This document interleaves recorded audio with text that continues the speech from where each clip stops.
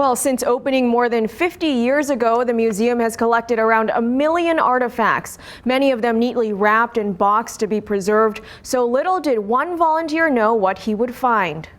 And this one is a beaver skull. On a shelf among antlers and taxidermy, a volunteer at the Clark County Museum found 2 human skulls and 2 human jawbones. We can look at them and kind of tell that they didn't go together, so it was 4 different individuals. The museum's registrar, Cynthia Sanford, says where they were placed on the shelf may give us a clue into where they came from. 3 of the 4 items we know came from the original collection that formed the museum.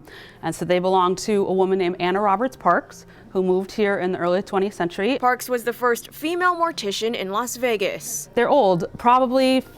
Maybe they'd been out in the desert, things that, they'd been beat up a little. Sanford says the 4th item may be from a medical collection donated to the museum in the 60s. The 2 skulls, they were just the skull, not the jawbone. They were pretty complete, but parts of the face were missing, or there were holes, in some of the bones.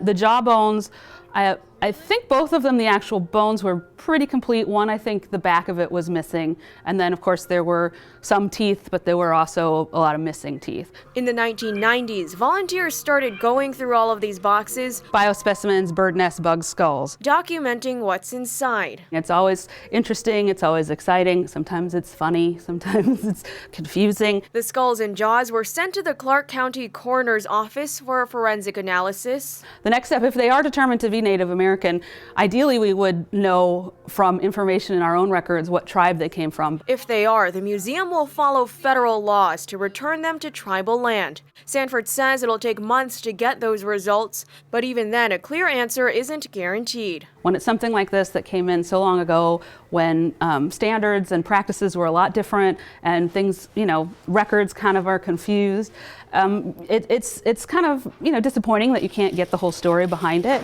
But it's interesting. You never know what you're going to find, and sometimes the mystery is all you get. And so far, the museum has documented around 50,000 artifacts, so there's still a lot more to go through. The museum relies on volunteers to make that happen. Tiana Bonner, Fox 5 News, Local Las Vegas.